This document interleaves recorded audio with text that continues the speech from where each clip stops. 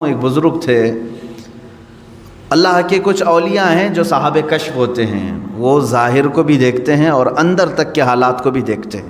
یہ حدیث پاک سے ہے، حضور صلی اللہ علیہ وسلم نے فرمایا اتقوا فراست المؤمن فإنه ينظر بنور اللہ، مومن کی فراست سے ڈرو اس لیے کہ وہ اللہ کے نور سے دیکھتا ہے، یعنی دلوں کے حالات بھی دیکھ لیتا ہے۔ ایک بزرگ تھے، ان کے پاس ان کے ایک مرید آتے تھے، وہ کہتے کہ حضور دعا فرما دیں۔ وہ دعا کرتے اللہ تجھے انسان بنا دے۔ ظاہر سی بات ہے، اب اگر میں کسی کو کہوں تو وہ بھی جھلا جائے گا، کیا میں دکھتا نہیں ہوں آپ کو انسان؟ کوئی دوسری دعا کرو۔ وہ ایک دن دعا کے لیے کہے، انہوں نے دعا کیا، دوسرے دن پھر انہوں نے کہا مرید نے کہ حضور میرے لیے دعا فرما دے۔ پیر و مرشد نے کہا اللہ تجھے انسان بنا دے۔ تو وہ دوسرے دن جھلا کر کے کہا کہ حضور ہر بار آپ یہی دعا کر رہے ہیں، کیا میں جانور ہوں؟ میں تو انسان ہوں ہی، میرے لیے کچھ اور دعا فرمائے۔ انہوں نے کہا بیٹھ جا میں تجھے دکھاتا ہوں۔ انہوں نے اپنے سر سے اپنی ٹوپی اتاری اور اس کی سر پر رکھ دی۔ جیسے ہی وہ مرید ان کی ٹوپی پہنا تو چیخنے لگا، چلانے لگا اور ادھر ادھر اچھل کود کرنے لگا۔ لوگوں نے اسے پکڑا۔ شیخ نے کہا کہ یہ آپ ٹوپی اتار لیں اس کے سر سے۔ ٹوپی اتار لی گئی۔ مرشد نے، شیخ نے پھر سے ٹوپی پہن لی۔ کہا کیوں، کیا بات ہے، کیوں اتنی اچھل کود مچائے تھے؟ اس مرید نے کہا کہ حضور آپ وہی دعا فرمائیں جو آپ تک کر رہے تھے۔ بتا تو صحیح۔ لوگوں کو اس نے روتے ہوئے بتایا کہ جیسے ہی میں نے پیر و مرشد کی ٹوپی پہنی تو میرے اعضاء جو ہے کتے کی طرح دکھنے لگے، مجھے جانور جیسی شکل میری نظر آنے لگی، تو میں گھبرا گیا کہ کہیں میں جانور بن تو نہیں گیا۔ میں نے ٹوپی اتاری تو پھر مجھے ساری جیسی چیزیں تھی ویسی، یہ کیا ماجرا ہے؟ تو پیر و مرشد نے فرمایا انسان بسا اوقات برے کام کرتے کرتے جانوروں جیسا بن جاتا ہے، غلاظت میں اتر جاتا ہے، اور ہے تو حیوان، انسان بھی حیوان ہی سے بنا ہے، حیوان ناطق ہے۔ اس کے اندر جب غلاظت بڑھ جاتی ہے تو بسا اوقات یہ جانوروں سے بھی نیچے گر جاتا ہے، جس کے ہمیں دیکھنے کو نتائج آج مل بھی رہے ہیں۔ بڑے بڑے اس کی مثالیں، بڑی مثالیں بھی آج موجود ہیں۔ کوئی جانور اپنی برادری میں سے مادہ کے ساتھ اپنے جسمانی سکون حاصل کرتا ہے تو ٹھیک ہے، لیکن کسی کو پھاڑ دینا، مار دینا، قتل کر دینا یہ انسانوں سے ہوتا ہے۔ ایک مجبور لڑکی اگر درندوں کو مل جائے تو یہ جس طرح کی حرکتیں کر جاتے ہیں، جیسے آج سرخیوں میں موجود ہے بہت سارے حالات، تو کیا یہ انسان ہیں؟ انسان کہلانے کے لائق ہے؟ کتے بھی اپنی جسمانی سکون حاصل کرتے لیکن کسی مادہ کو پھاڑ کر کے ختم نہیں کرتے۔ جہاں ان کا جسمانی سکون حاصل ہوا وہ چھوڑ دے۔ جانوروں میں اتنا ہے، لیکن انسان کے اندر جب انسانیت گر جاتی ہے تو وہ جانوروں سے بھی زیادہ ذلیل ہوتا ہے، ان سے بھی زیادہ گر جاتا ہے۔ اس لیے میرے عزیزو، انسانی صفات پر باقی رہنا یہ بھی کمال کی بات ہے۔ اللہ رب العزت کی بارگاہ میں شکر بھی بجا لا اور دعا بھی کرتے رہو، اے اللہ تو نے ہزاروں مخلوق میں سے مجھے انسان تو بنایا، اے کریم خدا مجھے آخری دم تک انسانیت پر ہی زندہ رکھ، انسانیت ہی پر زندہ رکھ۔ اس لیے کہ پہلے کی بہت ساری مثالیں ہماری کتابوں میں یہ بھی ملتی ہیں، کچھ لوگ مر گئے اور مرنے کے بعد ان کے چہرے بدل گئے، کسی کا چہرہ خنزیر کی شکل بن گیا، کسی کا گدھے کی شکل بن گیا۔ پہلے کی باتیں موجود ہیں، انسانوں کو بنایا گیا ہے، قرآن پاک میں بھی موجود ہے۔ اللہ تبارک و تعالیٰ نے ایک قوم کو فرمایا کہ کونوا قردۃ خاسئین، تم دھتکارے ہوئے بندر بن جاؤ، وہ پورے کے پورے بندر بن گئے تھے، موسیٰ علیہ السلام کی قوم کے کچھ لوگ۔ تو انسان کبھی جانور بنتا ہے، یہ کب بنتا ہے؟ جب وہ اپنے اخلاق چھوڑ دیتا ہے۔ حضور اکرم صلی اللہ تعالیٰ علیہ وسلم سے پوچھا گیا قیامت کے دن سب سے بھاری عمل کیا ہے؟ آپ فرماتے میزان عمل پر رکھے جانے والا سب سے وزنی عمل انسان کا اس کے اخلاق حسنہ ہیں، اس کے کیریکٹر ہیں، اس کے اخلاق ہیں۔ اور اسی لیے ایک بڑے حکیم و دانا ابن رشد تھے، انہوں نے کہا ہے کہ اپنی ایک کیلکولیشن میں انہوں نے لکھ کر کے بتایا. انہوں نے لکھا ایک نمبر لکھا, کہا یہ انسان کو میں 1 نمبر دیتا ہوں, اور پھر ایک 0 لگایا اور کہا اگر علم ہے تو اس کو میں 10 نمبر دیتا ہوں, اگر علم ہے تو میں اسے 10 نمبر دیتا ہوں. پھر 1 نمبر لگایا, کتنا ہوا؟ 100 ہو گئے. کہا اگر اس کے اندر خوبصورتی بھی ہے اور زبان میں نرمی ہے تو میں ایک اور 0 دیتا ہوں, 100 نمبر ہو جاتے ہیں. اور پھر کہا اور 1 نمبر لگا کر کے اگر اس کے اندر اخلاق ہیں تو میں ایک اور 0 اس کو لگا کر دیتا ہوں, 1000 نمبر دیتا ہوں, ایک اور 0. اور پھر کہا کہ اگر علم بھی ہے, خوبصورتی بھی ہے, اخلاق نہیں ہے تو یہ 1 ہٹا دو, جو باقی بچتا ہے وہی ہے. باقی کیا بچا؟ تو انسان کے اندر اگر اخلاق حسنہ نہیں ہے تو وہ 0 ہے, 0 ہے. عزیزان گرامی وقار, مجھے آج بات کرنی تھی ہیومن رائٹس کے متعلق. حقوق انسانی کیا ہیں, انسان کے حق کیا ہیں ایک کے دوسرے پر, اور اسلام کی اس میں امتیازی شان کیا ہے, اس میں اسلام کی خصوصیت کیا ہے. تقریباً صدیاں گزر گئی حقوق انسانی کے لیے. جو سب سے پہلی اعلامیہ جاری ہوا, یعنی ورلڈ لیول پر اگر کوئی بات اعلان کے طور پر پیش کی گئی تو سن 1948 میں یہ UN کے ذریعے سے ہیومن رائٹس کے لیے کچھ قوانین بنائے گئے کہ انسان پر کچھ حق ہیں, فنڈامنٹل رائٹس ہیں ہر ایک کے. جینے کا حق ہر انسان کو ہے, آزادی کا حق ہر انسان کو ہے, مذہب کا اختیار کرنے کا حق ہر انسان کو ہے, کمانے کا حق ہر انسان کو ہے. یہ 1948 میں بنائے گئے, پوری دنیا میں مشہور کیے گئے, لیکن وہ بھی آج تک سب جگہ امپلیمنٹ نہیں ہو سکے. لیکن حجۃ الوداع کے موقع پر حضور اکرم صلی اللہ تعالیٰ علیہ وسلم نے حقوق انسانی, ہیومن رائٹس کا جو خطبہ دیا ہے اس کی مثال آج تک نہیں ہے. تعلیم حاصل کرنے کا حق ہر بندے کا ہے. ہندو مت میں پہلے تھا کہ صرف برہمن لوگ تعلیم حاصل کر سکتے تھے. منواد جب تھا تب تو حالات یہ تھے کہ اگر گیتا کسی دلت نے سن لیا تو اس کے کان میں گرم تیل ڈال دیا جاتا تھا. یہ کتابوں میں موجود بات میں عرض کر رہا ہوں. خیر, آج ترقی پاتے ہوئے حقوق انسانی کے طور پر بہت ساری چیزیں ختم ہو گئی. آج مساوات اور ایکویلٹی کی بات کی جاتی ہے, لیکن اب بھی امپلیمنٹ نہیں ہو سکا. ہیومن رائٹس میں سب سے پہلے حقوق انسان کے کیا ہیں, وہ اسلام کے نظریے سے میں پہلے بتانا چاہتا ہوں. اللہ کے حبیب صلی اللہ تعالیٰ علیہ وسلم کی حدیث ہے, کل المسلم علی المسلم حرام دمہ و مالہ و عرضہ. ہر مسلمان کا ہر مسلمان پر کچھ چیزوں کا حرام, آپ نے فرمایا کچھ چیزیں حرام ہیں. اس کا خون لینا تمہارے لیے حرام ہے. خون مطلب بلڈ ڈونیٹ نہیں, قتل کرنا, کسی کا خون کرنا حرام ہے. اس کا مال تمہارے اوپر حرام ہے, اس کی عزت تمہارے اوپر حرام ہے. کیا مطلب ہے؟ نہ تم کسی کا ناحق قتل کرو گے, نہ کسی کا تم مال ہڑپ کر رکھو گے, نہ تم کسی کی عزت کے ساتھ کھلواڑ کرو گے. 5 چیزیں ایسی ہیں جن کو کہا جاتا ہے جس کی حفاظت ہر مسلمان کے لیے فرض ہے, ہر مسلمان کے لیے فرض ہے, اپنی بھی کرے اور دوسرے کی بھی کرے. یہ ہیومن رائٹس کا سب سے جیتا جاگتا ثبوت میں آپ کو دے رہا ہوں. 5 چیزیں کیا ہیں, توجہ سے سنیں. اسلام ہی اس بات کی شہادت دیتا ہے اور ضمانت بھی دیتا ہے کہ یہ 5 چیزیں جنہوں نے محفوظ کر لیا ان کا معاشرہ محفوظ ہو گیا. نمبر 1, ہر ایک کو اپنے جان کی حفاظت کرنی ہے, دوسرے کی جان کی حفاظت کرنی ہے. یہ سب سے بڑا حق ہے اسلام نے دیا ہے. تمہیں اپنی جان کی حفاظت کرنی ہے اور دوسرے کے جان کی حفاظت کرنی ہے, پہلی چیز. دوسری چیز ہے تمہیں اپنے مال کی حفاظت کرنی ہے اور دوسرے کے مال کی حفاظت کرنی ہے.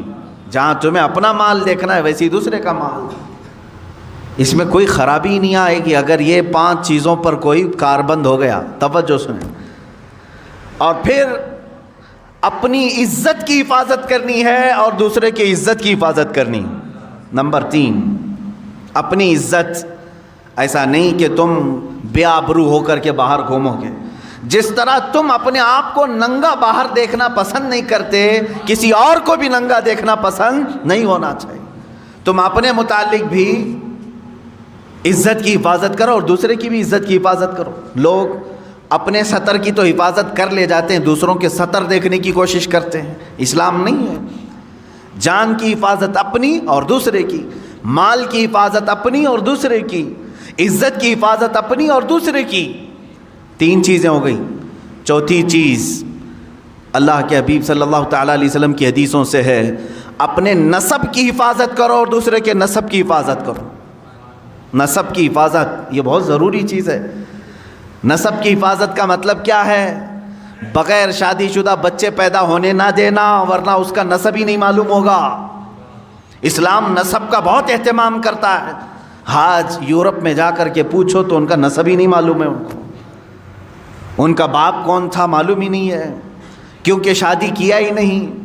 وہ سوچتے ہیں گرل فرینڈ بوائے فرینڈ کا جو تصور لایا گیا یہ تو ابھی کم ہے ہمارے معاشرے میں. وہاں تو پورے مزہ چکھنے کا نام فرینڈ شپ ہے.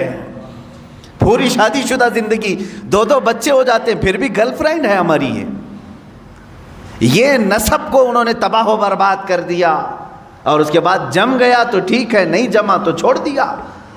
ہزاروں کی تعداد میں بچے ہیں، ایسے اولاد ہیں ان کے باپ کا اور ان کے نسب کا کچھ عطا پتہ نہیں ہے. لیکن اسلام نسب کا اہتمام کرتا ہے. نسب، اپنا بھی نسب کا اہتمام کرو اور دوسرے کی بھی نسب کو خلط ملط ہونے نہ دو. یہ ضروری ہے. اب یہاں سے کوئی یہ بات نہ سمجھ لے نسب کا مطلب اپنے ہی خاندان میں شادی کرنا ضروری ہے تاکہ ہمارا خاندان میں، ایسا ضروری نہیں اسلام. لیکن یہ ضروری ہے کہ تمہارے بچے کا کوئی باپ ہو، اس کا دادا ہو، اس کا نسب اوپر تک پہنچتا ہو. اگر بچے کا کوئی باپ ہی نہیں رہا، آہرہ جس کو کہتے ہیں، عورت ایسی فاحشہ اور طوائف ہے کہ اس نے نہ شادی کی لیکن اولاد ہوئی، وہ اپنے بچوں کے باپ کا نسب کس طرف جوڑیں گے؟ اسلام اس کے خلاف ہے. اسی لیے کتنا اہتمام کیا ہے معلوم ہے اسلام نے. ایک اس کی مثال میں دے دوں. اگر کسی عورت کو آپ نے طلاق دیا تو اسلام کہتا ہے وہ دوسرے سے نکاح کر سکتی ہے، لیکن تھوڑے دن اس کو ٹھہرنا فرض ہے. کیوں؟ کتنے دن تک ٹھہری رہے گی مطلقہ عورت؟ کتنے دن تک؟ 3 حیض جب تک اس کے نہ آ جائیں تب تک وہ دوسرے مرد سے نکاح نہیں کرے گی. 3 حیض جب تک نہ آ جائیں عورت کے، جب تک وہ دوسرے مرد سے نکاح نہیں کرے گی. جائز نہیں ہے اس کے لیے اس سے پہلے نکاح کرنا. اس میں حکمت کیا ہے؟ اس لیے کہ سائنٹیفیکل بھی آپ دیکھیں تو پتہ چلے گا، اگر حمل ٹھہرا تھا پہلے مرد سے تو حیض نہیں آئے گا عورت کو. طلاق دینے والا مرد طلاق دے دیا اور اگر اس سے اس کو پریگننسی ہو گئی تھی، حمل ہو گیا تھا، تو پھر عورت کو حیض نہیں آئے گا. ہاں پھر اگر حمل ہے تو شریعت کہتی ہے جب تک بچہ نہ ہو جائے تب تک وہ دوسرے سے شادی نہیں کر سکتی، کیونکہ ایک حمل میں 2 باپ کا دخل ہو ہی نہیں سکتا. اب 3 حیض تک ٹھہرنے کی حکمت کیا ہے عورت کے لیے؟ کہا گیا جب 3 بار عورت کا حیض آ جائے تو یہ اسپشٹ ہو جاتا ہے، یہ پورا فائنل ہو جاتا ہے کہ اب اس کے پیٹ میں پہلے والے مرد کا کوئی نطفہ باقی نہیں ہے، اس کا حمل نہیں ہے. اب اسلام کہتا ہے دوسرے سے بھی تو نکاح کر لے، اسی لیے کہ اسلام چاہتا ہے کہ آنے والا بچہ اپنے 2 باپ نہ سمجھے، اس کا نسب محفوظ رہے، اس کا نسب محفوظ رہے. باقی دوسری جگہ جا کر کے دیکھیں، ایک کو طلاق دے دیا وہ دوسرے ہی دن جا کے شادی بھی کر سکتی ہے. بہت سارے معاملات، یہ عدت کے معاملات اسلام میں ہیں، دوسرے لا کر کے ہمیں دکھائے ہیں. یا تو کچھ مذاہب میں ایسا ہے کہ اسے دوبارہ شادی کرنے کی اجازت ہی نہیں ہے، اور کچھ جگہ ہے تو ایسے کہ ادھر طلاق دیا ادھر نکاح کر لیا. اسلام درمیانی راستے کا نام ہے. نسب کا اہتمام کیا. میں نے 4 چیزیں سنائی، پھر سے میں عرض کر رہا ہوں آپ کے پاس. اللہ کے حبیب صلی اللہ علیہ وسلم کے فرامین کے مطابق، اللہ کے حبیب صلی اللہ تعالیٰ علیہ وسلم کی حدیث کی روشنی میں ہر مسلمان کو چاہیے کہ وہ اپنے جان کی حفاظت کرے اور دوسرے کے جان کی حفاظت کرے. ہر مسلمان کو چاہیے کہ وہ اپنے مال کی حفاظت کرے، ویسے ہی دوسرے کے مال کی حفاظت کرے. ہر مسلمان کو چاہیے کہ وہ اپنے عزت کی حفاظت کرے، ویسے ہی دوسرے کی عزت کی حفاظت کرے۔ نمبر 4، ہر مسلمان کو چاہیے کہ وہ اپنے نسب کا اہتمام کرے، اسی طرح دوسرے کے نسب کا بھی اہتمام کرے، خیال کرے۔ 5ویں چیز ہے جو بہت اہم ہے، اسلام نے کہا ہر مسلمان کو اپنے دین کی حفاظت ضروری ہے۔ اسی طرح کہا گیا کہ دوسرے کے دین سے چھیڑ چھاڑ بھی نہ ہو۔ لا تسبوا الذین یدعون من دون اللہ فیسبوا اللہ عدوا بغیر علم۔ اللہ قرآن میں فرماتا ہے تم دوسروں کے خداؤں کو گالی نہ دو جو اللہ کے علاوہ دوسروں کی پوجا کرتے ہیں، ہاں بغیر علم کے وہ پھر اللہ کو گالی دیں گے۔ تو یہاں دین کی حفاظت بھی ہمارے لیے ضروری۔ یہ 5 چیزوں کی آپ حفاظت کر لے جاؤ، معاشرہ کبھی ڈس بیلنس نہیں ہوگا، نظام برقرار رہے گا۔ آج یہاں پر بیلنس نہیں ملتا، اس کی وجہ کیا ہے؟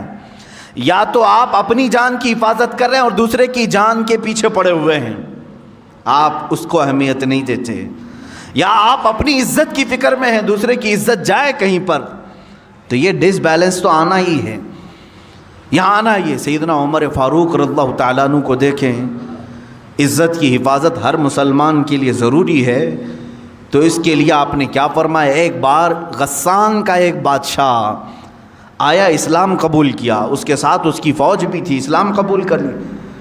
اس خوشی میں مسلمان پورے خانہ کعبہ کے طواف کے لیے آئے۔ طواف کے دوران اس بادشاہ کی لنگی پر ایک مسلمان کا پیر پڑ گیا، لنگی کھلی، تہبند کھلی، تھوڑی سی اسے شرمندگی ہو گئی۔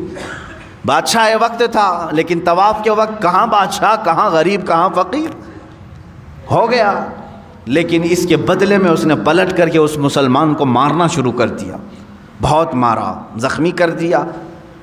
اب ظاہر سی بات ہے جان بوجھ کر کے تو اس کی لنگی کھینچی نہیں تھی اس مسلمان نے، اس کی تہبند پکڑ کر کھولا تو نہیں تھا، پڑ گیا پیر۔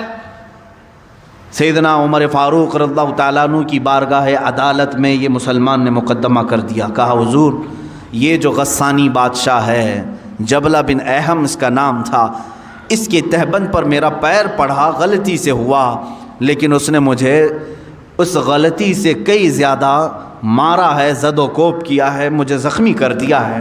سیدنا عمر فاروق رضی اللہ تعالیٰ عنہ نے اس مقدمے کو سننے کے بعد سیدھے بادشاہ کو اپنی عدالت میں طلب کیا، کہا بادشاہ آ جاؤ۔ جب وہ آیا تو کل تک تو بڑا اعزاز و اکرام تھا حضرت عمر فاروق کے ساتھ، تو وہ آپ کے بغل میں بیٹھنے آیا تو آپ نے کہا نہیں، وہاں کٹہرے میں کھڑا رہو جہاں مسلمان کھڑا ہے، اس لیے کہ آج تم ملزم کے الزام ہے تمہارے اوپر، تم بادشاہ ہوں گے اپنے زمانے کے، لیکن آج تمہارے اوپر الزام ہے، تمہیں وہیں کھڑا ہونا ہے جس نے الزام لگایا۔ تو جب یہ بات ثابت ہوئی، بادشاہ نے کہا ہاں میں نے مارا، ظاہر سی بات ہے طواف کے دوران اس نے میری تہبند پر پیر رکھا، میری بے عزتی ہو گئی، میری بے عزتی ہو گئی، اس کے لیے میں نے مارا۔ حضرت عمر فاروق رضی اللہ تعالیٰ عنہ نے فرمایا اسلام صرف اپنی بے عزتی پر مارنے کا حکم نہیں دیتا، تجھے یہ بھی دیکھنا چاہیے تھا کہ سامنے والے کی تو نے کتنی بے عزتی کی، جس کا پیر پڑا اس کو مار کر کے تو نے کتنی بے عزتی کی۔ اسلام میں سب کی عزت برابر ہے، سب کی عزت برابر ہے۔ حکم دیا حضرت عمر فاروق رضی اللہ تعالیٰ عنہ نے، غلطی کی سزا 1 تھپڑ 2 تھپڑ ہو جاتی، اس نے جو زیادہ تجھ پر مارا ہے اتنا بدلہ تو اس کے ساتھ لے لے۔ فیصلہ ہو گیا، مسلمان کو کہا گیا تو اس بادشاہ کو ویسے ہی مار جیسے تجھے اس نے مارا ہے۔ اس نے کہا کیا ایسی بھی کوئی فیصلہ ہوتا ہے، ایسی عدالت ہوتی ہے بادشاہ کے ساتھ ایک عام آدمی کو مارنے کا حکم دے رہے ہیں آپ؟ کہا ہاں یہ عدالت مصطفیٰ ہے، یہاں ہر ایک کے حقوق برابر ہیں۔ وہ عدالت مصطفیٰ جہاں خود میرے آقا صلی اللہ علیہ وسلم فرماتے ہیں اگر میری بیٹی سے بھی کوئی چیز ثابت صادر ہو جائے میں اس کے بھی ہاتھ کاٹوں گا۔ اللہ کے نبی صلی اللہ تعالیٰ علیہ وسلم نے فرمایا یہ عدالت مصطفیٰ ہے۔ حقوق انسانی اس کو کہتے ہیں میرے عزیزو، ہیومن رائٹس اس کو کہا جاتا ہے۔ بادشاہ نے کہا مجھے مہلت دو، کل آپ کی عدالت میں آ کر کے میں یہ سزا قبول کر لوں گا، لیکن اسی رات کو غائب ہو گیا، اسلام بھی چھوڑا، مرتد ہو کر چلا گیا۔ بعض لوگ جو اپنے آپ کو روشن خیال کہتے ہیں اس زمانے میں یہ کہتے ہوں گے اگر معاف کر دیتے تو اسلام میں تو رہ جاتا، اس کا دل بنا رہتا۔ حضرت عمر فاروق رضی اللہ تعالیٰ عنہ کے زمانے میں کچھ لوگوں نے کہا، لیکن وہ ماڈرن خیال کے نہیں تھے، لیکن انہوں نے کہا کچھ رعایت آپ کر جاتے، وہ اور اس کی فوج رہ جاتی۔ حضرت عمر فاروق رضی اللہ تعالیٰ عنہ نے فرمایا اللہ کریم ہے، اس طرح کے 1000 بادشاہ اسلام میں لائے گا، کسی ایک کے جانے سے مجھے کچھ فرق نہیں پڑتا۔ فرق تو یہ ہوتا کہ اگر آج میں نے اس کے ساتھ الگ فیصلہ کیا ہوتا، صبح قیامت تک آنے والی قومیں بادشاہوں کے ساتھ الگ انصاف کرتی، غریبوں کے ساتھ الگ کرتی۔ یہ ہیومن رائٹس ہے، جہاں سے بالکل کوئی ایک قطرہ بھی کسی کا ناانصافی سے استعمال نہ کیا جائے۔ عزیزان گرامی، یہ معاشرہ جو آج ہمارا نظام، ہماری جو سوسائٹی ڈس بیلنس ہے، اس کی وجہ یہ ہے یا تو آپ اپنی جان کی حفاظت کر رہے ہیں لیکن دوسرے کی جان کی پرواہ نہیں ہے، آپ اپنی عزت کی فکر کر رہے ہیں، دوسرے کی عزت کی فکر نہیں۔ ہمارے لیے سب کی عزت برابر ہو، سب کی عزت برابر ہو۔ آپ کو معلوم ہے آخری حج ہے میرے آقا صلی اللہ علیہ وسلم کا، اس دن اللہ کے نبی صلی اللہ تعالیٰ علیہ وسلم جو 10ویں ذی الحجہ ہے، پوچھا ہے میرے صحابہ آج کا دن کون سا ہے؟ کہا 10ویں ذی الحجہ ہے۔ حضور صلی اللہ تعالیٰ علیہ وسلم صحابہ سے فرماتے ہیں یہ زمین کون سی ہے تمہیں معلوم ہے؟ کہا اللہ کی مقدس سرزمین بلد اللہ الحرام مکہ مکرمہ۔ فرماتے ہیں یہ گھر خانہ کعبہ جانتے ہو؟ کہا یہ اللہ کا سب سے مقدس گھر ہے۔ اب سنو میرے آقا صلی اللہ علیہ وسلم فرماتے ہیں اس مہینے کی جیسی حرمت ہے، عزت ہے ذی الحجہ کی، اس شہر کی جیسی عزت ہے، اس خانہ کعبہ کی جیسی عزت ہے، حضور فرماتے میرے نزدیک ایک مومن کی عزت اس سے بڑھ کر کے ہے۔ ذی الحجہ کے مہینے سے بڑھ کر، بلد اللہ الحرام سے بڑھ کر، خانہ کعبہ سے بڑھ کر ایک مسلمان کی عزت کو اللہ کے نبی نے اتنا بلند کیا۔ اگر ہم خانہ کعبہ کی عزت کو نہیں اچھال سکتے، پسند نہیں کرتے، اسی طرح ہمیں کسی مسلمان کی عزت پر بھی حملہ نہیں کرنا چاہیے۔ یاد رکھیں قیامت کے دن ان معاملات میں پھنس جائیں گے۔ اب رہی بات مال کی حفاظت، مال کی حفاظت، یہاں پر بھی جو بیلنس بگڑا ہے اس کی وجہ صرف یہی ہے کہ آپ اپنے مال کو تو تجوریوں میں مکفل کر دیے لیکن دوسرے کے مال کی پرواہ نہیں۔ ہونا تو یہی چاہیے کہ میرا مال جس طرح محنت کا ہے اسی طرح میرے بھائی کا بھی مال ہے۔ اگر آپ کے پاس کسی نے 100 روپے دے دیے تھے تو واپس پلٹانے میں کیوں آئیں کائیں کرتے ہو؟ تمہاری نیتیں خراب کیوں ہو گئیں؟ تم نے امانت میں خیانت کیوں شروع کیا؟ ایک دو نہیں، ہزاروں لوگ ہیں یہاں پر جو اس بات سے جوجھ رہے ہیں کہ جس کو کسی کام کے لیے پیسہ دیا تھا وہ کھا گیا، دینے کا نام نہیں لیتا، اور پھر دیکھو تو داڑھی رکھا ہے، ٹوپی رکھا ہے، نمازوں میں آتا ہے۔ ایسے بہت سارے ہیں۔ عزیزان گرامی وقار، ایک مال مسلم کے ساتھ جو ناانصافی ہوگی، جانتے ہیں اس کا وبال کیا ہے؟ اس کا وبال یہ بھی ہیومن رائٹس میں ہے یا نہیں؟ ہر ایک کے مال کی حفاظت ہیومن رائٹس ہے کہ نہیں؟ انسانی حقوق ہے۔ جس طرح تم اپنا مال ضائع کرنا نہیں چاہتے، اسی طرح کسی دوسرے کا مال تمہارے پاس آیا تو تم اس کو کھا کر کے کیوں بیٹھے؟ اس کو واپس کیوں نہیں پلٹایا؟ یہاں سے دشمنی شروع ہو گئی، معاشرے میں بگاڑ پیدا ہو گیا، اور آج تمہارے ہی خود سے اعتماد ہٹ گیا، ایک دوسرے کو کوئی قرض دینے کو تیار نہیں آج۔ کیوں؟ معلوم نہیں ہے کہ ہزاروں مثالیں ملتی ہیں، کھا جاتے ہیں لوگ، کھا جاتے ہیں۔ تمہارے ساتھ تجارت کرنے کو کوئی تیار نہیں، کیوں؟ امانت ختم کر دیا۔ جب تک تمہیں امانتوں کو واپس پلٹانے کی عادت نہ آ جائے تمہاری برکتیں بھی چھین لی جائیں گی، برکتیں ختم ہو جاتی۔ اب سنو، تم بہت بڑے بڑے یہاں 1,00,000 2 لاکھ کھا کر کے ڈکار تک نہیں لے رہے ہیں، 1 درہم کی بات کرتا ہوں، 2 درہم کی بات کرتا ہوں۔ مدینہ رسول ہے، اللہ کے حبیب صلی اللہ تعالیٰ علیہ وسلم کی بارگاہ میں ایک صحابی رسول کا انتقال ہوا، جنازہ آیا، جنازے کے لیے صفیں کھڑی ہو گئیں۔ اللہ کے حبیب صلی اللہ تعالیٰ علیہ وسلم آگے بڑھے، جنازہ پڑھانے سے پہلے میرے آقا صلی اللہ علیہ وسلم نے پوچھا اس پر کسی کا قرض تو نہیں تھا؟ اس پر کسی کا حق باقی تو نہیں تھا؟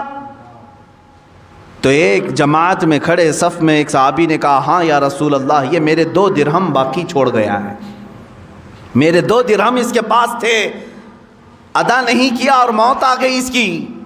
اللہ کے حبیب صلی اللہ تعالیٰ علیہ وسلم کے الفاظ سنو، حدیث پاک میں موجود ہیں، صلو علی صاحبکم ولا اصلی علیہ، اے لوگو تم چاہو تو نماز پڑھ لو، میں اس پر نماز نہیں پڑھوں گا۔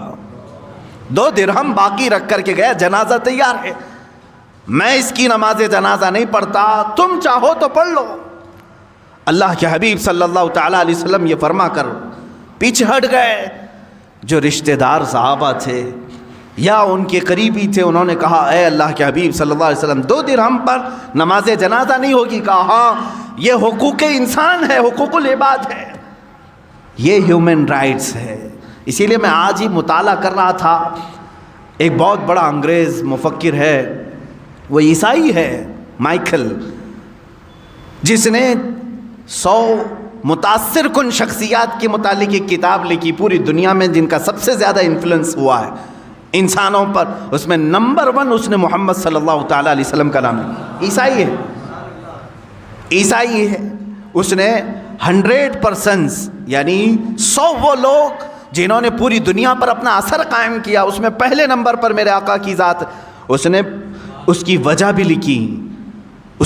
لکھی کہ میں نے دیکھا ہے بہت ساری دنیا میں شخصیتیں آئیں، اپنا اثر جمایا لوگوں پر، اپنا اثر جمایا، کچھ سیاسی لیڈر آئے، کچھ فوجی لیڈر آئے، کچھ جنگجو آئے باہر قسم کے، سب نے اپنا انفلوئنس جمایا انسانوں پر، لیکن محمد صلی اللہ تعالیٰ علیہ وسلم، پروفٹ محمد ایک ذات ایسی ہے جن کے جانے کے 1400 سال بعد بھی انفلوئنس باقی ہے، اثر ختم نہیں ہو رہا ہے۔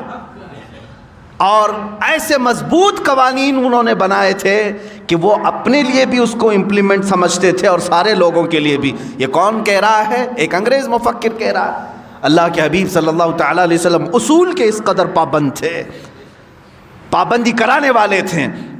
اللہ کے حبیب صلی اللہ تعالیٰ علیہ وسلم نے فرمایا تم اپنے صاحب کی نماز پڑھتے ہو تو پڑھ لو، میں نہیں پڑھوں گا۔ یہ مال مسلم کی حفاظت ہے، مسلمان کے مال کو جیسا تمہارا مال محفوظ ہے ویسا ہی دوسرے کا مال بھی محفوظ ہونا چاہیے۔ تو ایک صحابی نے بڑھ کر کے کہا آقا میں ضمانت دیتا ہوں کہ اس کے 2 درہم میں قرضہ چکا دوں گا، آپ نماز پڑھاتے ہیں۔ وہ سامنے آئے تو حضور صلی اللہ علیہ وسلم نے ان کو سامنے کیا، آؤ وقت بتاؤ کہ کس وقت ادا کرو گے۔ انہوں نے کہا کل کی مغرب تک میں 2 درہم ادا کر دوں گا، مجھے وقت دیا جائے۔ تو اس قرض خواہ سے پوچھا گیا کیا تجھے منظور ہے کل تک کا ٹائم؟ اس نے کہا ہاں یا رسول اللہ صلی اللہ علیہ وسلم۔ تب حضور نے نماز پڑھائی اور اس کے بعد دعا نہیں کی۔ دوسرا دن آیا مغرب، حضور اکرم صلی اللہ تعالیٰ علیہ وسلم انتظار میں تھے، فوراً اس صحابی کو بلایا جنہوں نے ضمانت لی تھی، وہ حاضر تھے اور وہ مال لے کر کے بھی آئے تھے 2 درہم، اور اس قرض خواہ کو ادا کیا۔ تب میرے آقا نے ہاتھ اٹھا کر کے دعا کی، اے اللہ کل جس کی وفات ہوئی اس کی مغفرت فرما۔ ہیومن رائٹس کی اس سے بڑی مثال کہیں تم دکھا سکتے ہو؟ یعنی حقوق انسانی، مال مسلم ہر ایک کے لیے ضروری ہے اس کی حفاظت۔ جن لوگوں نے ہڑپ کر کے اب رکھا ہے یا کسی کا دینا باقی ہے، یاد رکھو 1 روپیہ تمہیں جہنم میں لے جا سکتا ہے۔ 1 روپیے کی بات کر رہا ہوں، 1 روپیہ تمہیں دوزخ میں لے جا سکتا ہے۔ جس کا دینا باقی ہے یہاں پر ختم کر کے چلے جاؤ۔ 2 باتیں اور میں کہہ جاتا ہوں، مسلمان پر جو حقوق فرض ہیں اس میں مال کی بھی حفاظت فرض ہے۔ فرمایا گیا کل قیامت کے دن کچھ لوگوں کے گلے میں زمینوں کا طوق ڈالا جائے گا، زمینیں لٹکائی جائیں گی اور وہ اس بوجھ سے ان کا چہرہ نیچے جھک چکا ہوگا، بڑی بڑی زمینیں گلے میں طوق بنا کر ڈالی جائیں گی۔ تم کیا سمجھ رہے ہو میں تو اتنا ہی چھوٹا ہوں، اتنی بڑی زمین گلے میں کہاں سے آئے گی؟ قیامت کے دن جہنم میں جانے والی کی شکل بہت بڑی بنائی جائے گی۔ حدیث پاک میں ملتا ہے ایک جہنمی کی شکل مکہ اور مدینے کے بیچ جتنا فاصلہ اتنے بڑے فاصلے جیسی بنائی جائے گی۔ 450 کلومیٹر کا فاصلہ ہے، 425 کلومیٹر کا فاصلہ ہے۔ اگر ایک آدمی بیٹھ جائے تو کہا گیا کہ ادھر اس کا ہاتھ ہوگا ادھر ایک ہاتھ ہوگا، اتنی بڑی شکل بنائی جائے گی، تب اسے دوزخ میں ڈالا جائے گا۔ زمینوں کا طوق اس کے گلے میں ڈالا جائے گا۔ کیوں؟ کہا اس کی زمین ہڑپا ہوگا، اس کی زمین پر قبضہ کیا تھا، اس کا مال لیا تھا، یہ سب قیامت کے دن سَيُطَوَّقُونَ مَا بَخِلُوا بِهِ یوم القیامہ۔ اللہ تعالیٰ نے قرآن میں بھی فرمایا جو کچھ انہوں نے بخالت کی وجہ سے بچا کر اپنے پاس رکھ لیا تھا، یہ توق بنا کر، گلے کا ہار بنا کر کے قیامت کے دن ڈالا جائے گا۔ حقوق میں تم پورے کے پورے اتر جاؤ مسلمانوں، ایک دوسرے کا حق نہ کھاؤ۔ اب سنو، میں سمجھتا ہوں دنیا میں سب سے افضل موت اگر کوئی ہے انبیاء اکرام کے بعد، سب سے افضل موت جس کی ہم تمنا کرتے ہیں وہ شہادت کی موت ہے یا نہیں ہے؟ شہید جو ہے دنیا کا وہ بہترین انسان ہے جس کے متعلق فضیلتیں آئی ہیں قرآن پاک میں بھی، حدیث پاک میں۔ اللہ نے تو یہاں تک فرمایا کہ ان کو مردہ مت کہنا، مرنے کے بعد بھی اللہ فرماتا ہے وہ زندہ ہیں، انہیں رزق بھی میں دے رہا ہوں۔ یہ شہید کے لیے آیا ہے قرآن میں، باقی میتوں کے لیے نہیں آیا۔ شہید کے لیے حدیث میں یہ بھی ہے کہ دنیا میں وہ واحد ایسی ذات ہے جس کو مرنے سے پہلے اسے جنت دکھائی جاتی ہے، خون کا قطرہ اس کا زمین پر گرنے سے پہلے اسے جنت کے دروازے دکھائے جاتے ہیں، اس کا ٹھکانہ اسے دکھایا جاتا ہے، وہ جنت میں اپنا محل دیکھ کر کے جاتا ہے شہید۔ اب سنو، سب سے افضل موت شہید کی ہے، ایک بار درد ہوتا ہے شہادت میں، باقی ہمیشہ کا آرام ہی آرام ہے، سکون ہی سکون ہے۔ شہید کے لیے کہا گیا اس کے اگلے پچھلے سارے گناہ اللہ معاف فرمائے گا۔ یہ سب سے بڑے اصول ہو گئی زندگی، کچھ بھی تھے اس کے گناہ معاف کر دیے جائیں گے۔ لیکن ایک جگہ جا کر میری نظر رک گئی، حدیثوں کو پڑھ رہا تھا، قیامت کے دن اگر شہید کے اوپر کسی کے مال کا حق باقی تھا تو فرمایا جائے گا اسے دوزخ میں بھیجو۔ فرمایا گیا شہید کو بھی اس چیز کی معافی نہیں اگر کسی مسلمان کا مال رکھ کر کے آیا ہے، باقی سارے گناہ اس کے معاف کر دیے جائیں گے، اگلے پچھلے گناہ، بڑے بڑے گناہوں کی معافی کا اعلان ہے، کبیرہ گناہ بھی اللہ معاف کرے گا۔ لیکن اگر کسی مال مسلم کو لے کر کے دنیا سے آیا ہے، رب تعالیٰ فرمائے گا یہ حقوق العباد میں گرفتار ہے، اب اسے وہ فضیلت نہیں ملے گی جو شہیدوں کو ملتی۔ عزیزان گرامی، اس سے اندازہ کر سکتے ہو کہ یہ حقوق انسانی پر اسلام نے کتنی بڑی توجہ دی ہے۔ جان کی جیسے حفاظت ہے، دوسرے کی جان نہ لو، وَلَا تَقْتُلُوا النَّفْسَ الَّتِي حَرَّمَ اللَّهُ إِلَّا بِالْحَقِّ، اللہ نے فرمایا کسی جان کا قتل مت کرنا، اللہ نے تم پر حرام کر دیا ہے مرڈر کرنا کسی کا بھی، الا بالحق، ہاں حق کے ذریعے سے۔ حق کے ذریعے سے مطلب کیا ہے؟ خدائی قوانین میں اگر وہ شبخون مارتا ہے تو پھر وہ بادشاہ اسلام ہو یا حکومت وقت ہو جو اس کی جان لینے کے متعلق فیصلے کر سکتی، لیکن کسی بھی انسان پر کسی دوسرے کا قتل کرنا جائز نہیں۔ جان، اسی طرح عزت، اسی طرح دوسرے کے مال کی حفاظت اور نسب کی حفاظت اور اپنے دین کی حفاظت۔ میں آج چیلنج کے ساتھ کہتا ہوں میرے عزیزو، یہ 5 ایسے اصول ہیں، رہنما اصول ہیں جو تمہیں کسی معاشرے میں نہیں ملیں گے۔ اگر تم نے امپلیمنٹ کر دیا ان 5 پر، سکون کی زندگی گزارو گے، نہ تمہیں کبھی اپنی جان کا خوف آئے گا۔ کیوں؟ اس لیے کہ تم دوسروں کی جان کی پرواہ کرتے ہو تو سارے تمہاری بھی جان کی پرواہ کریں گے، کبھی خوف نہیں آئے گا۔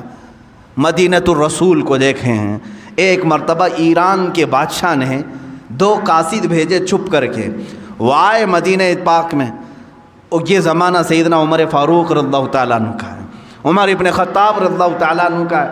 مدینہ میں وہ آئے، انہوں نے ڈھونڈنا شروع کیا، کچھ صحابہ ملے، ان سے پوچھا کہ مسلمانوں کا مرکزی شہر ہے، راجدھانی ہے، کیپٹل سٹی ہے، جہاں سے 6 بڑے بڑے ملکوں کو سنبھالا جا رہا تھا اس زمانے میں۔ وہ آئے 2 ایرانی، کہا تمہارا بادشاہ کہاں رہتا ہے؟ تمہارا بادشاہ کہاں رہتا ہے؟ صحابہ ہنسنے لگے، کہا ہمارا بادشاہ نہیں ہوتا، ہمارا بادشاہ نہیں ہوتا۔ کہا پھر کیا ہوتا ہے؟ کہا امیر المومنین ہوتا ہے۔ بادشاہ کا لفظ تو یہ وہابیوں نے شروع کیا ہے، یہ سعودیوں نے، آج بھی یہ ملک کہتے ہیں، بادشاہ کہتے ہیں۔ اسلامی نظام تھوڑی نہ ہے، اسلامی نظام نہیں ہے جو یہ غصب کر کے آج بیٹھے ہوئے تخت پر اور جانشین پہ جانشین اپنے بچوں کو بناتے ہوئے۔ اسلام نے ایسا کبھی نظام نہیں رکھا۔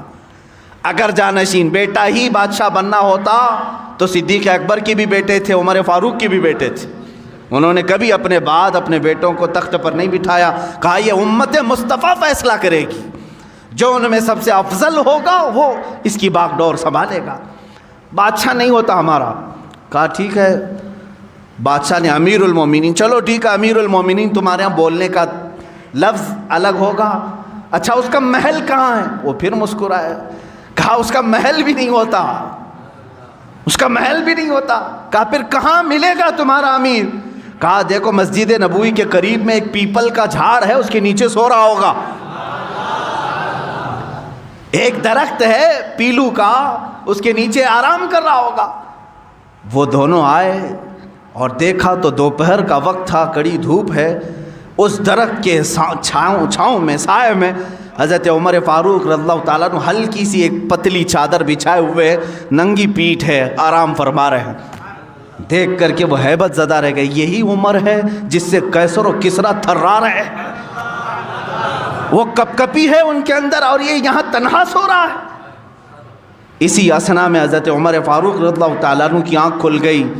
آپ نے پوچھا تم لوگ قاصد بن کر کے آئے ہو اور دل میں سوچ رہے ہوگے کہ ابھی چاہیں تو ہم حملہ کر لیں۔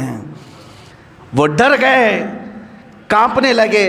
حضرت عمر فاروق رضی اللہ تعالیٰ عنہ نے فرمایا یاد رکھو ہم نے اپنے تخت خلافت کو کسی کے خون پر نہیں بٹھایا جیسے تمہارے بادشاہوں نے جمع کر رکھا ہے، ہم دوسروں کے جان کی حفاظت کرتے ہیں، سارے ہماری جان کی بھی حفاظت کرتے ہیں۔ جب تم مسلمان کی اور دیگر مخلوق کے جان کی حفاظت کرو گے اللہ تمہارے جان کی حفاظت کرے گا۔ اللہ رب العزت میری حفاظت میں، جب تک رب تعالیٰ نہ چاہے مجھ پر کچھ نہیں ہوگا۔ یہ توکل تھا، وہ یقین تھا، اور مدینہ طیبہ میں اس طرح سے آرام سے رہنے کی ایک وجہ یہی تھی کہ ان کا دل اندر سے پاک تھا کہ ہم سب کسی دوسرے کی جان کی ہم اس طرح سے بے حرمتی کرنا نہیں چاہتے، تو اللہ تعالیٰ جب تک نہ چاہے ہمارے ساتھ کچھ برا نہیں ہوگا۔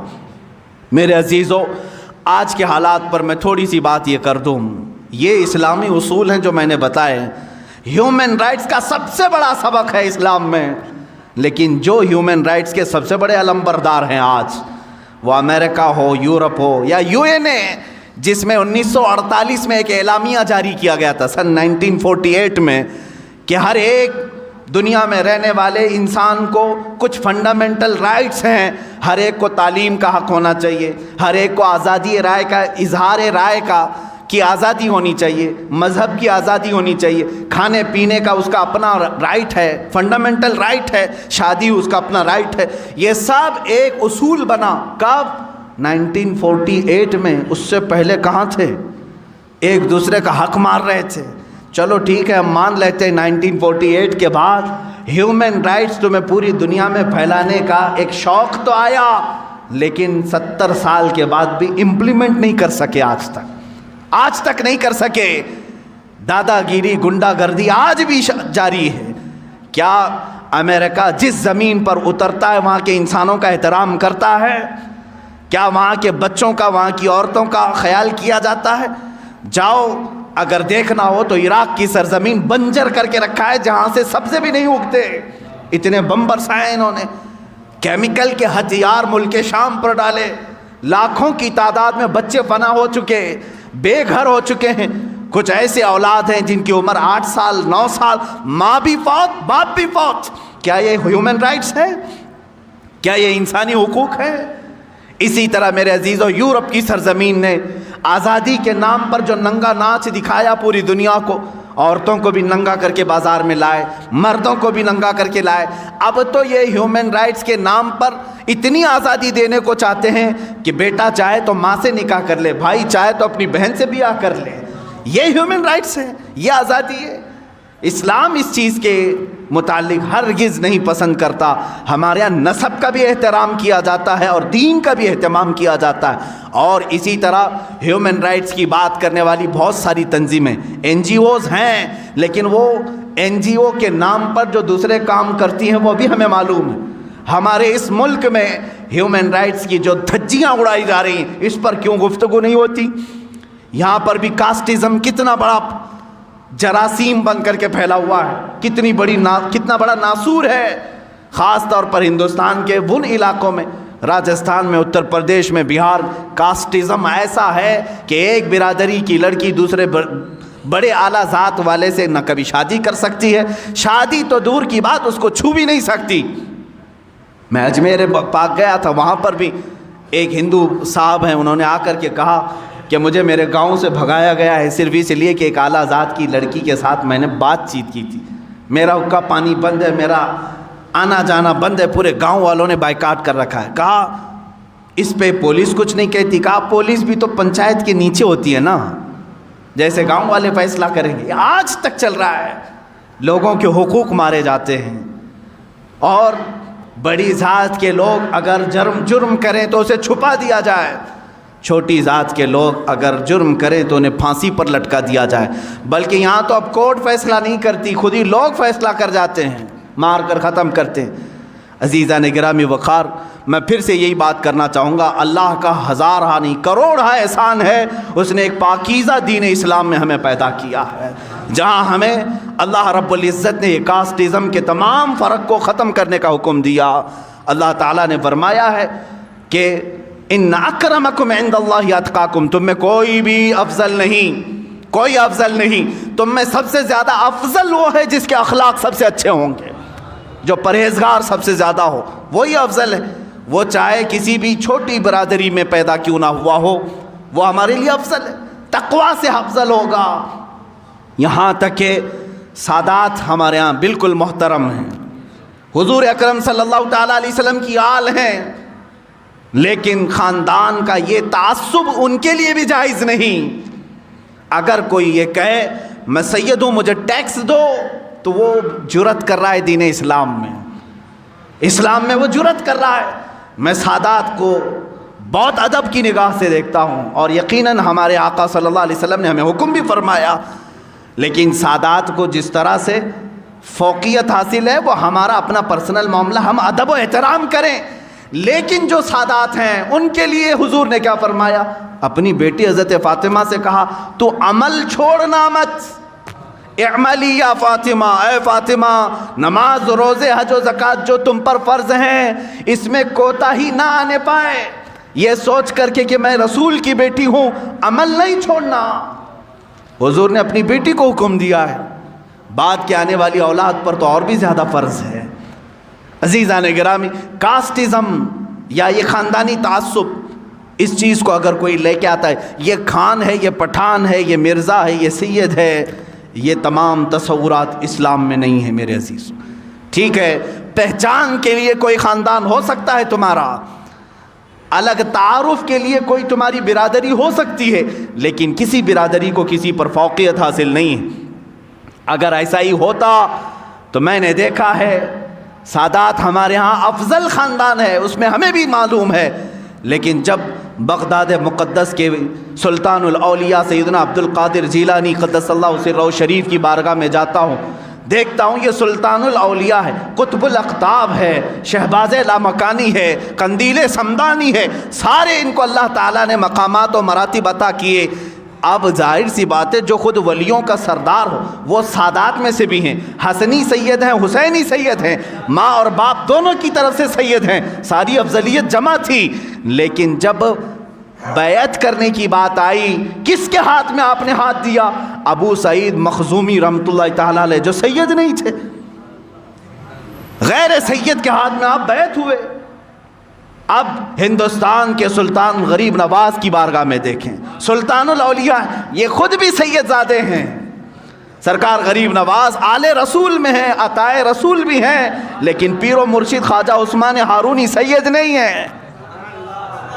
اسلام نے یہ ہمیں بتایا ہے کہ ہمارے یہاں خاندان افضل ہیں، لیکن اگر کوئی غریب نواز کا پیر بن سکتا ہے غیر سید، غوث پاک کا کوئی پیر بن سکتا ہے غیر سید، تو اسلام یہی بتانا چاہتا ہے تم میں افضل وہ ہے جس کا تقوی زیادہ ہو، افضل وہ ہے جس کا تقوی زیادہ ہو۔ عزیزان گرامی، ہیومن رائٹس کے متعلق بہت ساری باتیں ہیں، آج میں صرف اتنا میسج دینا چاہوں گا، اے مسلمانوں، میں حدیث رسول کے ذریعے سے تمہیں 5 چیزیں بتا کر کے جا رہا ہوں، ان 5 چیزوں کی حفاظت کی ذمہ داری ہر مسلمان کی ہے، تم اپنی بھی یہ 5 چیزوں کی حفاظت کرو اور دوسرے کی بھی حفاظت کریں گے۔ وہ 5 چیزیں میں دہرا رہا ہوں اور اسی پر بات ختم کروں گا۔ سب سے پہلی چیز جس کی حفاظت ضروری ہے، اپنے جان کی حفاظت۔ اپنے جان کی حفاظت ضروری ہے۔ خود کو ہلاکت میں ڈالنے کی اجازت اسلام نے نہیں دیا، سوسائڈ کی تمہیں اجازت نہیں۔ آتم ہتیا کرنے والے کی بہت بڑی وعید آئی ہے، جس نے خودکشی کی وہ سیدھے جہنم میں جائے گا۔ تمہیں اپنے جان کی حفاظت کرنے کا حکم دیا گیا۔ جو اپنے آپ کو تباہ کر رہے ہیں، چاہے وہ کسی نشے کے ذریعے سے یا کسی دوا کے ذریعے سے، وہ بھی خودکشی میں آئے گا، وہ بھی خودکشی میں آئے گا۔ کوئی اتنا نشہ کر لیا کہ مر گیا تو اس نے اپنے آپ کو ہلاک کر دیا، جہنم میں جائے گا۔ خودکشی کرنے والا، اپنے جان کی حفاظت کرو اور دوسرے کے جان کی حفاظت کرو۔ نمبر 2، اپنے مال کی حفاظت، اسی طرح دوسرے کے مال کی حفاظت۔ اس کے مال میں تم خورد برد نہ کرو اور اپنے مال کو بھی ضائع ہونے نہ دو۔ نمبر 3، اپنی عزت کی حفاظت کرو، اسی طرح دوسرے کی عزت کی بھی۔ جس طرح تم اپنا سطر کھلنے نہیں دیتے، اسی طرح دوسرے کا بھی سطر کھلنے نہ دو۔ اپنے گھر کی عورتوں کی جیسی تم حفاظت کرتے ہو، دوسری کسی عورت پر تمہاری نگاہ بھی نہ پڑنے پائے۔ میری بہن جتنا میرے لیے عزیز ہے، اسی طرح دوسرے کی بھی بہن اس کے لیے عزیز ہوتی ہے۔ میری ماں جس طرح میرے لیے محترم ہے، اسی طرح دوسرے کی ماں بھی میرے لیے محترم ہو۔ ہم سب عورتوں کی بھی حفاظت کریں۔ یہ 3 چیزیں ہو گئی۔ نمبر 4، اپنے نسب کا اہتمام کرو، حفاظت کرو کہ نسب خلط ملط نہ ہونے پائے۔ نمبر 5 ہے اپنے دین کی حفاظت کرو، دین میں کبھی کوئی دراندازی کرنے نہ پائے۔ تم آج دائرہ اسلام میں ہو، اس بات کی ہمیشہ کوشش کرتے رہو جب میری آنکھیں بند ہوں تو دین اسلام پر بند ہو، میں اٹھایا جاؤں تو میرا جنازہ اسلام پر اٹھایا جائے۔ اللہ رب العزت ہمیں ان 5 چیزوں کی حفاظت کی توفیق عطا فرمائے۔ وآخر دعوانا ان الحمد للہ رب العالمین۔